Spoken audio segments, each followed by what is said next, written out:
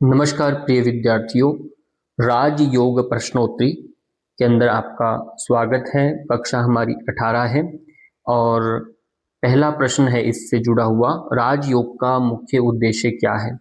आप सब जानते हैं योग के अंदर योग त्रिवेणी की चर्चा आती है। योग त्रिवेणी में कर्म योग, भक्ति योग, ज्ञान योग की बात होती है। तो हमने ये तीनों को पहले एक एक करके पढ़ लिया है। आज जो हम पढ़ रहे हैं वह राजयोग है। राजयोग का मुख्य उद्देश्य क्या है वो आपको समझना है। आत्मा और परमात्मा का मिलन का नाम राजयोग है। राजयोग अपने आप में एक पूर्ण स्थिति है। जब स्थिति यानी समाधि को प्राप्त हो जाता है तब राजयोग की प्राप्ति होती है। राजयोग को किस अन्य नाम से भी जाना जाता है, जिसको जानना है, अष्टांग योग के नाम से भी जाना जाता है। ये अष्टांग योग को राजयोग की परिभाषा यानी इससे संबोधित किसने किया, तो आप कह सकते हैं स्वामी विवेकानंद जी ने अष्टांग योग को ही राजयोग कहा। क्योंकि ये एक राज मतलब एक आम पब्लिक के लिए एक रास्ता है जो हर व्यक्ति अष्टांग योग के मार्ग से अंतिम यानी समाधि के अंतिम चरण यानी मोक्ष को प्राप्त कर सकता है। प्रश्न नंबर 3, राजयोग का मूल ग्रंथ कौन सा है, तो महर्षि पतंजलि का योग सूत्र, जिसमें अष्टांग योग की चर्चा है। प्रश्न नंबर 4, योगश्चित्तवृत्ति निरोधः का क्या अर्थ है। योग चित्त की वृत्तियों को रोकने का साधन है। प्रश्न है 5, राजयोग के 8 अंग कौन कौन से हैं। यम, नियम, आसन, प्राणायाम, प्रत्याहार, धारणा, ध्यान और समाधि, ये 8 अंग हैं। इनको आपको कंठस्थ याद कर लेना है। यम के कितने प्रकार होते हैं। यम के 5 प्रकार है, अहिंसा, सत्य, अस्तये, ब्रह्मचर्य और अपरिग्रह। ये यम के 5 भेद हैं। अब ध्यान देना है, यदि आपसे कोई ये पूछे इनमें से पहले अष्टांग में पहले 5 अंग, इनको बहिरंग योग के नाम से जानते हैं, और जबकि अगले जो है धारणा, ध्यान, समाधि, इनको अंतरंग योग के नाम से जानते हैं। नियम के कौन कौन से अंग हैं। नियम के अंतर्गत 5 हैं, शौच, संतोष, तप, स्वाध्याय और ईश्वर प्रणिधान, ये नियम के अंग हैं। प्रश्न नंबर 8 में आसन का क्या उद्देश्य है। शरीर को स्थिरता और मन को एकाग्रता प्रदान करना, ये आसन का प्रमुख उद्देश्य है। प्राणायाम क्या है। प्राणायाम क्या है यानी श्वास प्रश्वास की प्रक्रिया को नियंत्रित करना प्राणायाम कहलाता है। प्रश्न नंबर 10, प्रत्याहार का क्या अर्थ है। प्रत्याहार मतलब इंद्रियों को बाहरी विषयों से हटाकर अंतर्मुखी बनाना, उसे प्रत्याहार कहा।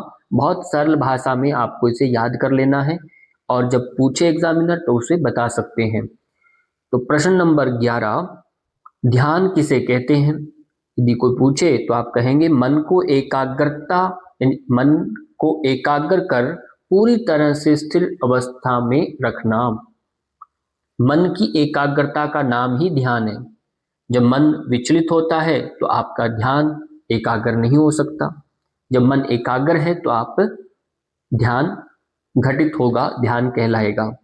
प्रश्न नंबर 12, समाधि की अवस्था में क्या होता है। कोई आपसे ऐसे जिज्ञासा रख सकता है कि क्या होता है बताइए समाधि की अवस्था में, तो आपका उत्तर आएगा आत्मा और परमात्मा का मिलन होता है। क्योंकि ये बात हम शास्त्रों से जानते हैं कि समाधि की अवस्था में ऐसा होता है, पर हमें अभी हुआ नहीं क्योंकि हमें अभी तक समाधि प्राप्त नहीं हुई। तो इसका उत्तर क्या है, हमें समाधि प्राप्त नहीं हुई, इसलिए हमें आत्मा और परमात्मा का साक्षात्कार नहीं हुआ। उसी प्रयास में हम अष्टांग योग के आसन, प्राणायाम, प्रत्याहार में भी चल रहे हैं, प्रयत्नशील हैं। अभी हमें ये घटित हुआ नहीं है ये समाधि की अवस्था। 13 नंबर है, राजयोग में किस पर सबसे अधिक ध्यान दिया जाता है। उत्तर है ध्यान और मानसिक अनुशासन पर। ये ध्यान रखना है, ध्यान और मानसिक अनुशासन पर ही ध्यान दिया जाता है, इस बात का आपको ध्यान रखना है। प्रश्न नंबर 14, तप का क्या अर्थ है। जो हमने अभी नियम का एक भाग पढ़ा, तप का अर्थ क्या होता है। तप का अर्थ होता है कठिनाइयों में धैर्य और आत्मनियंत्रण में रहना। विषम परिस्थिति में आप अपने आप से बाहर हो जाएं, अपने नियंत्रण से बाहर हो जाएं, तो वो तप नहीं कहलाएगा। इसलिए तपो द्वंद्व सहनम, अपने आप में स्थिर रहना, तप में रहना। अगला प्रश्न है, शौच का क्या महत्व है? शौच, शौच का अर्थ होता है पवित्रता। अपवित्रता शारीरिक हो चाहे मानसिक हो तो उसकी शुद्धता पर बल देता है।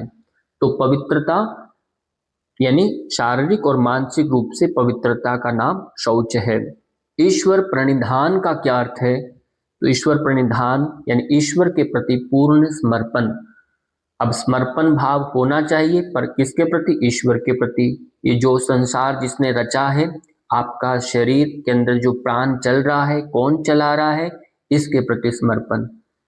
ये ध्यान रखना है। ये जब समर्पण भाव आता है तभी योग घटित होने लगता है, तभी आपका अंतःकरण पवित्र होने लगेगा। इसको आप विशेष ध्यान देंगे क्योंकि ये नियम के भाग हैं। यम नियम, अष्टांग का पहले 2 अंग जिन्होंने पालन कर लिया तो उनका आगे का योग प्रशस्त हो जाएगा। राजयोग का अभ्यास करने के लिए सबसे उपयुक्त समय कौन सा है? किस समय हम ये अभ्यास करें? तो कहा सुबह और शाम। तो सबसे पहले तो सुबह का ही समय सबसे उपयुक्त माना गया है। शाम का फिर सेकेंडरी है, जो लोग नहीं कर पाते सुबह तो शाम को करें। बाकी सुबह जितना लाभ मिलेगा उससे ज़्यादा लाभ शाम को नहीं मिलेगा, यानी सुबह ज़्यादा मिलेगा। प्रश्न है 18, राजयोग का कौन सा अंग ध्यान की प्रारंभिक अवस्था है? तो वह है धारणा। धारणा, ध्यान, समाधि। ध्यान की जो प्रारंभिक अवस्था है वो धारणा।